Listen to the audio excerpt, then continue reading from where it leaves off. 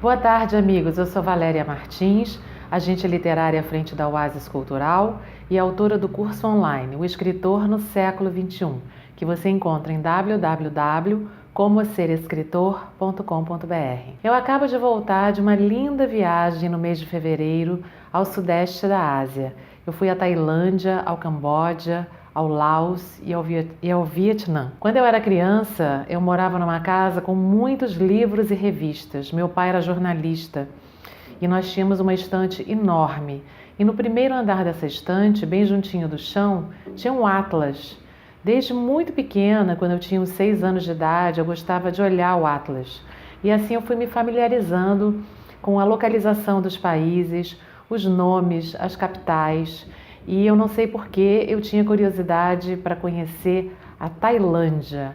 Eu botava o dedinho em cima daquela pequena mancha no mapa e pensava comigo, um dia eu vou até aí. Depois eu assisti um filme muito bonito chamado O Rei e Eu, que é uma fantasia sobre o rei da Tailândia, que contrata uma governanta ocidental para tomar conta dos seus inúmeros filhos. E eles acabam se apaixonando. O pessoal lá na Tailândia não gosta desse filme, eu fiquei sabendo agora, mas também estimulou meu desejo de conhecer esse país. Depois, também criança, eu assisti o desenho da Dama e o Vagabundo. E lá pelas tantas, a dama recebe em casa a visita de 2 gatos siameses. E eles cantam uma musiquinha, viemos do Sião há 3 meses e nos chamam de siameses. E eles vieram do reino do Sião, que é o nome de antigamente da Tailândia. Bom, chegando lá eu vi um país espetacular, super próspero, adentrando o século XXI, com muito investimento, prosperidade, dinheiro, fartura. É o segundo produtor mundial de flores, atrás somente da Holanda. Então todos os lugares são bonitos, são enfeitados com flores naturais. É uma cultura alegre, plena de cores, as pessoas são muito bem educadas e elas têm a religião, o budismo, como uma baliza para o seu comportamento. Então é muito seguro andar na rua, não tem assalto, as pessoas, segundo o budismo, não podem nem se aborrecer com as outras no sentido de brigar, levantar a voz. Então é um lugar calmo, são muito religiosos, mesmo num centro como Bangkok, que é a capital do país, tem templos budistas em todas as esquinas, nas principais ruas da cidade, e todo mundo para, reza, faz oferendas, algumas oferendas bem diferentes, como por exemplo soltar um pássaro vivo. Então as pessoas vendem pássaros e você compra ali na hora e solta ele da pequena gaiola, que os budistas dizem que traz muito boa sorte soltar um pássaro. Os tailandeses valorizam muito a cultura deles, apesar de estarem super desenvolvidos, construindo shoppings cheios de marcas internacionais de moda, eles têm festas para relembrar, para manter, para preservar a sua cultura. Tem também uma grande feira de livros anual, tem um mercado editorial bem próspero, as pessoas leem, vi muita gente lendo em metrô, na rua, propagandas de livros, só que eles têm um idioma próprio, um alfabeto próprio, então eu não entendia nada. Eles falam inglês e eu conseguia me comunicar em inglês, mas eles também preservam e valorizam muito o seu próprio alfabeto, o seu próprio idioma. Então a maioria das propagandas eu não entendia nada. Depois da Tailândia eu fui para o Camboja, a cidade de Siem Reap, perto de Angkor, que é um tesouro arqueológico, é patrimônio da humanidade pela Unesco. É uma cidadela repleta de templos voltados para o budismo, em homenagem a Buda, ao longo de milhares e milhares de quilômetros quadrados.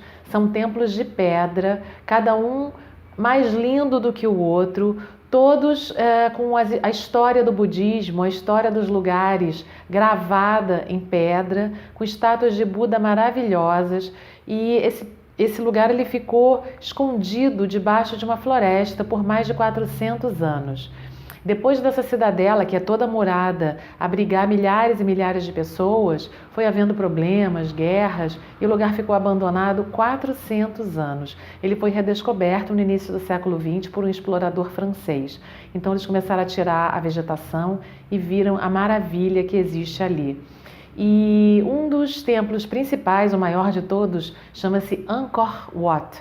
é um mosteiro antigo, enorme, com as paredes todas gravadas, com as histórias dos livros sagrados do budismo e do hinduísmo. E o que mais me impressionou é que dentro de Angkor Wat tem vários prédios que eram bibliotecas. Isso mesmo, dentro do próprio templo tem uns 8 prédios grandes que eram bibliotecas. E naquela época, como ainda não havia papel, os livros eram gravados em pedra. Infelizmente, esses livros não estão mais lá, mas a gente pode visitar as bibliotecas. Eu até tirei uma foto numa delas.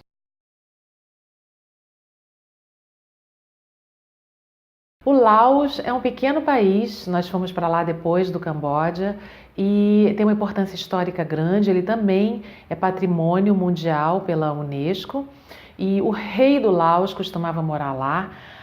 Eu fui para a cidade de Luang Prabang e a casa do rei, que é um museu lindíssimo, é aberta à visitação.